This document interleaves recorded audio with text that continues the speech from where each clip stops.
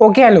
तो अभी तक हम लोग काफी कुछ चीजों के बारे में बात कर चुके हैं, करंट के बारे में, चार्ज के बारे में, पोटेंशियल डिफरेंस के बारे में और रेजिस्टेंस के बारे में भी। तो आज की क्लास बेसिकली रेजिस्टेंस के बारे में ही है कि रेजिस्टेंस एक्चुअली में क्या होता है, ये चीज हम लोग देख चुके हैं, बट वो किन बातों पे डिपेंड करता है ये चीज हम आज देखेंगे। मतलब हम ये चीज देखेंगे factors on which resistance depends. अगर किसी को कंफ्यूजन है कि रेजिस्टेंस क्या होता है, मैं बता चुका हूं। रेजिस्टेंस एक ऐसी चीज होती है जो कभी भी अपने अंदर से करंट को पास होने नहीं देती। मतलब वो कोशिश करेगी कि उसके अंदर से करंट पास ना हो, वो उसको रेजिस्ट करेगी, रोकने की कोशिश करेगी। ये एक बेसिकली ऐसी प्रॉपर्टी है, ठीक है। अब ये किन किन बातों पर डिपेंड करता है, ध्यान से सुनो। सबसे पहली बात है, और वो क्या है, लेंथ ऑफ द कंडक्टर। मतलब जो रेजिस्टेंस होगा किसी भी मेटेलिक कंडक्टर का, वो क्या होगा, डायरेक्टली प्रोपोर्शनल होगा उस कंडक्टर के लेंथ के। अब जैसे मेरे पास कोई वायर है, वो वायर जितनी भी मेरे पास छोटी होगी, मतलब रेजिस्टेंस जो है वो डायरेक्टली प्रोपोर्शनल लेंथ के, यानी वो वायर जितनी छोटी होगी रेजिस्टेंस की वैल्यू उतनी ही क्या होगी, लो होगी, कम होगी, ठीक है। और वो वायर जितनी ही लंबी होगी उस वायर का रेजिस्टेंस उतना ही ज्यादा होगा। अब जैसे ये वायर्स दे सकते हो तुम, छोटी छोटी वायर्स हैं, बट वही वायर को अगर मैं बहुत लंबी लंबी वायर्स में कन्वर्ट कर दूंगा तो साथ के साथ जितनी लंबी वो होती जाएंगी उतना ही उसका रेजिस्टेंस भी बढ़ता रहेगा। तो लेंथ के साथ साथ हमारे पास क्या बढ़ता है, रेजिस्टेंस बढ़ता है। सिंपल सी बात। ये तो हो गया पहला फैक्टर कि resistance is directly proportional to length. दूसरा फैक्टर क्या बोलता है, ये एक है कि inversely proportional to the area of cross section, कि एरिया ऑफ क्रॉस सेक्शन से इनवर्सली प्रोपोर्शनल है। जैसे कि तुम यहां देख सकते हो कोई वायर है मेरे पास, ठीक है। अब इस वायर का तुम एरिया का मतलब ये वाला पार्ट, ये कोई वायर कितनी मोटी होती है एरिया से पता चलता है। कोई बहुत ज्यादा मोटी वायर होगी तो उसका एरिया उतना ही ज्यादा होगा, कोई पतली सी वायर होगी तो उसका एरिया क्या होगा, कम होगा। सिंपल सी बात है। तो जो रेजिस्टेंस है वो एरिया पे किस तरीके से डिपेंड करता है, वो एरिया पे क्या है, इनवर्सली प्रोपोर्शनल है। कहने का मतलब अब ये वायर जितनी भी पतली होगी, जितना भी उसका एरिया कम होगा, रेजिस्टेंस की वैल्यू उतनी ही ज्यादा होगी। मतलब जितना एरिया कम, रेजिस्टेंस उतना ही ज्यादा। और वही दूसरा फैक्टर भी इसी चीज में हम ये जोड़ सकते हैं कि एरिया की वैल्यू जितनी ज्यादा होगी, मतलब जो वायर है वो जितनी मोटी होगी, रेजिस्टेंस की वैल्यू क्या होगी, उतनी ही कम होगी, ठीक है। तो इनवर्सली प्रोपोर्शनल का फैक्टर है। जैसे तुम देख सकते हो रेजिस्टेंस और लेंथ में डायरेक्टली प्रोपोर्शनल था।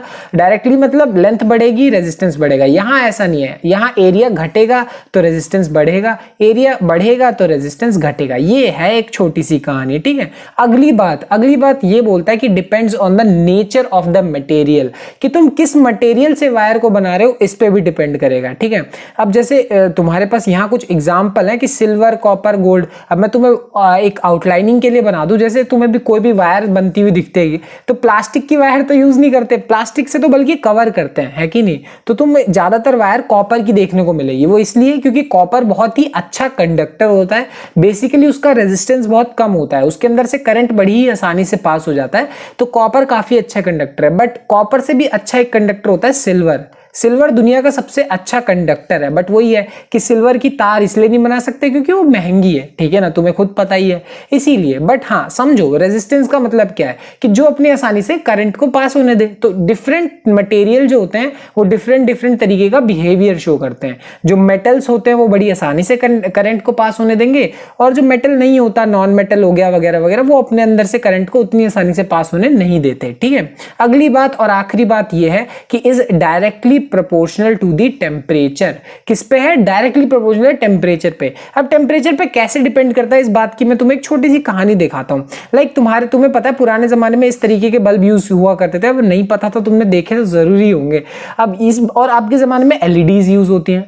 अब एलईडी यूज होने का क्या रीजन है, वैसे तो बहुत सारे फैक्टर्स हैं, बट एक फैक्टर ये भी है कि जो हम पुराने जमाने में बल्ब यूज करते थे ना, वो थोड़ी देर यूज करो, आधा घंटा 15-20 मिनट भी यूज करो, बहुत ज्यादा गर्म हो जाता था। तो बहुत ज्यादा गर्म यानी बहुत ज्यादा टेम्परेचर बढ़ गया, और बहुत टेम्परेचर बढ़ने से रेजिस्टेंस भी बहुत ज्यादा बढ़ जाता था।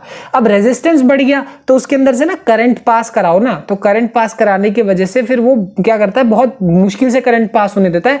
तो ओवरऑल बिजली ज्यादा खाता था। तो पुराने जमाने के जो बल्ब थे वो गर्म होने की वजह से ज्यादा बिजली खाते थे, और ज्यादा बिजली खाते थे तो ज्यादा बिल आता था, ज्यादा एनर्जी का कंजम्पशन होता था, एनवायरमेंट के लिए भी ठीक नहीं है सारी बातें। बट आज के जमाने में जो एलईडी यूज कर रहे हैं वो बहुत देर तक भी तुम यूज करो तो भी तो वो जल्दी गर्म नहीं होता। यहां लगी हुई है एलईडी, इसको बेबी मैं छू सकता हूं, ये गर्म नहीं होती, जल्दी गर्म ही नहीं होती। बट पुराने जमाने वाली हो जाती थी। क्यों? क्योंकि वो इतनी गर्म हो जाती थी हम उसे छू भी नहीं सकते, हाथ जल जाता था। तो यही है, जितना टेम्परेचर बढ़ेगा रेजिस्टेंस उतना ही बढ़ेगा, बिजली की खपत उतनी ही बढ़ेगी। तो ये एक सिंपल सा एग्जांपल है जिससे तुम समझ सकते हो कि टेम्परेचर पे भी जो रेजिस्टेंस है वो डिपेंड करता है। तो अगर मैं सारी बातों को कंबाइन करना चाहूं, मतलब resistance is directly proportional to length, resistance is inversely proportional to area, इन बातों को अगर मैं कंबाइन करना चाहूं तो कंबाइन करने के बाद मेरे पास क्या आएगा, कंबाइन करने के बाद एक नई प्रॉपर्टी आती है और उस नई प्रॉपर्टी को क्या बोलते हैं, रेजिस्टिविटी बोलते हैं। कैसे रेजिस्टिविटी बोलेंगे, हमारे पास एक नया फॉर्मूला आ जाएगा, R is equal to rho L by A. अब ये कैसे आया, R is directly proportional to length, R is inversely proportional to area, दोनों को कंबाइन करोगे वो कुछ इस तरीके से दिखेगा L बाई ए। और तुम्हें शायद पता होगा, अभी तक तो पता चल ही गया होगा कि अगर मान लो तुम प्रोपोर्शनलिटी का साइन हटा के इक्वल टू का साइन लगाते हो तो एक कांस्टेंट आता है, साथ में एक कांस्टेंट लग जाता है। इसका अपने आप में बहुत रीजन है, अभी छोड़ो रीजन, बट हाँ कांस्टेंट आ जाता है। और जो कांस्टेंट है इस चीज को हम क्या बोलेंगे, ये जो कांस्टेंट है ये ही हमारे पास क्या है, रेजिस्टिविटी है।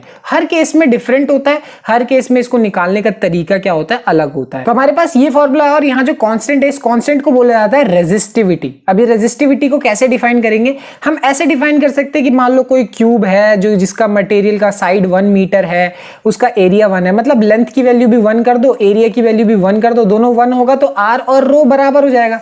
तो किसी भी चीज को फिजिक्स में डिफाइन करने के लिए हम ये तरीका इस्तेमाल करते हैं। बट एक्चुअल में रेजिस्टिविटी है क्या, रेजिस्टिविटी एक ऐसी चीज है, एक ऐसी प्रॉपर्टी है जो मटेरियल पे डिपेंड करती है, किसी भी चीज के मटेरियल पे।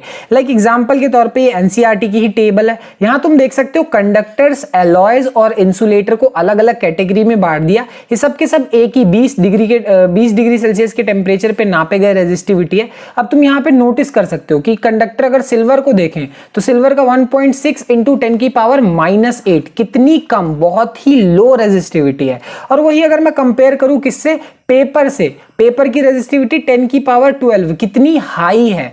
तो कहां सिल्वर की रेजिस्टिविटी इतनी लो और कहां पेपर की रेजिस्टिविटी इतनी ज्यादा। तो देख रहे हो तुम, साफ साफ पता लग रहा है कि मटेरियल पे रेजिस्टिविटी से जमीन आसमान का फर्क पड़ जाता है। और पढ़ना भी चाहिए, क्यों, क्योंकि अलग अलग मटेरियल अलग अलग कामों में काम आते हैं। जैसे अब किसी, जो भी तुम्हें वायर बनानी है तो तुम वायर बनाओगे कॉपर की, आयरन की, वगैरह वगैरह। अब वायर बनाओगे उसको घरों में यूज करोगे, अलग अलग कामों के लिए यूज करोगे, ठीक है। अब ये वाली बात हो गई। बट अब उस वायर को तुम छू दोगे, तुम्हें करंट ना लग जाए, तो उससे बचने के लिए उसको कवर करना जरूरी है। तो किसी रबड़ वगैरह से कवर किया जा सकता है या फिर प्लास्टिक से कवर किया जा सकता है। अब उस प्लास्टिक की रेजिस्टेंस कम है, उसकी रेजिस्टेंस ज्यादा है, रेजिस्टिविटी बहुत हाई है, तुम उसे छुओगे तो करंट आएगा ही नहीं, तुम्हें करंट लगेगा ही नहीं।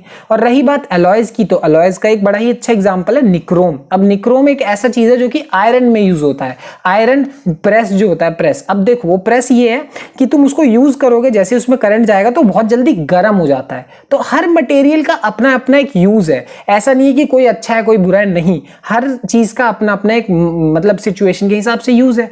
इनको वायर बनाने के लिए यूज कर लो, इनको वो क्या कहते हैं, घरों में जो बाल स्ट्रेट करने के लिए यूज हो सकता है, उसके लिए भी यूज हो सकता है। तो अलग अलग सिचुएशंस में ओवरऑल कहने का मतलब है रेजिस्टिविटी एक्चुअल में है क्या, किसी भी चीज की प्रॉपर्टी, किसी भी चीज को कैसे हम मतलब किस मटेरियल से वो बना हुआ है, ये चीज है। अब एक छोटा सा इजी सा न्यूमेरिकल है, ये देख लेते हैं, इसको सॉल्व करने में ज्यादा मेहनत नहीं लगेगी, बहुत ही सिंपल न्यूमेरिकल। यहाँ पे देखो, resistance of matter of length 1 metre, यानी लेंथ की वैल्यू 1 मीटर तुम्हें दी हुई है, इज 26 ओम, रेजिस्टेंस की वैल्यू 26 ओम्स दी हुई है ना। If the diameter of the wire is 0.3 millimetre, यानी डायमीटर दिया हुआ है 0.3 मिलीमीटर, तो रेडियस की वैल्यू कितनी हो गई, मतलब डायमीटर से काम नहीं चलेगा, रेडियस से काम चलेगा, क्योंकि तुम्हें उसे क्या करना पड़ेगा, मिलीमीटर है ये। क्यों, क्योंकि तुम्हें एरिया निकालने के लिए फॉर्मूला क्या होना चाहिए, पाई आर स्क्वायर होता है कि नहीं। वैसे तो तुम डी से भी कर सकते हो, बट पाई आर स्क्वायर से आदत है तो आदत वाला ही काम करते हैं। अब पाई की वैल्यू 3.14 इंटू रेडियस की वैल्यू हमारे पास कितनी हो गई, 0.3/2 का होल स्क्वायर। बट ये मिलीमीटर में है, ध्यान रखना ये मिलीमीटर में, और मिलीमीटर को हमें किस में कन्वर्ट करना पड़ेगा, मीटर में कन्वर्ट करना पड़ेगा। और मीटर में कन्वर्ट करने के लिए मुझे क्या करना पड़ेगा, 0.3/2 को डिवाइड करना पड़ेगा किससे, 1000 से डिवाइड करना पड़ेगा। मिली का मतलब होता है 1000 से डिवाइड कर दो। अगर ये बात पता है तो अच्छी बात, नहीं पता तो मैंने बता दी 1000 से डिवाइड। तो इस पूरे नंबर को मुझे क्या करना पड़ेगा, 1000 से डिवाइड करना पड़ेगा 2 बार। कितने से बार, 2 बार। ध्यान रखना r की वैल्यू हमारे पास क्या है, ये है, और उसको अगर r को मुझे एक r को मतलब मीटर में कन्वर्ट करना है तो एक बार 1000 से डिवाइड करना पड़ेगा।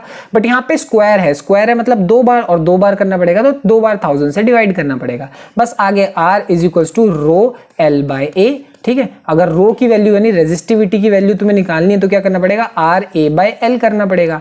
आर की वैल्यू हमारे पास कितनी है 26, ए की वैल्यू कितनी है, इतनी बड़ी वैल्यू, देख रहे हो इतनी बड़ी है ना। और फाइनली हमारे पास L की वैल्यू कितनी है, L की वैल्यू तो 1 है। तो ये वैल्यू बस यहाँ पे पुट करेंगे और हमारे पास आंसर आ जाएगा। ये सिंपल न्यूमेरिकल है, आगे कैलकुलेशन वाली बात है। तो इतनी मेहनत के बाद, थोड़ी सी कैलकुलेशन के बाद आंसर आ जाएगा। कैलकुलेशन वाला पार्ट में तुम लोग थोड़ा बहुत कैलकुलेशन तो सीख जाओगे। रही बात SI यूनिट की, तो रेजिस्टिविटी की SI यूनिट क्या होगी, और उसकी SI यूनिट होती है ओम मीटर। अब ये कैसे आई, ये सिंपल ऐसे आ जाएगा कि हमारे पास अगर मैं रो को एक साइड लिखूं और आर ए बाय एल करूं तो रेजिस्टेंस की SI यूनिट होती है ओम, एरिया की SI यूनिट क्या हो गई मीटर स्क्वायर, और लेंथ की SI यूनिट मीटर। मीटर से मीटर कट जाएगा, आंसर क्या आएगा ओम मीटर। तो यहाँ पे हमारा आंसर क्या आ गया, ओम मीटर आ गया। ये होता है SI यूनिट। ये तो बहुत सिंपल और छोटी सी बात है। तो यहाँ पे ओवरऑल तुम कहानी समझो, और ये जो न्यूमेरिकल था ये बहुत ईजी था, सिर्फ कैलकुलेशन थी इसमें और कुछ था भी नहीं। एक्चुअल जो न्यूमेरिकल्स है ना इस टॉपिक पे यानी इस फॉर्मूले पे, वो हम अगली क्लास में करेंगे और उसमें काफी अच्छे अच्छे बन सकते हैं। खैर वो अगली क्लास में देखते हैं, तब तक मिलते हैं तुमसे, बाय बाय।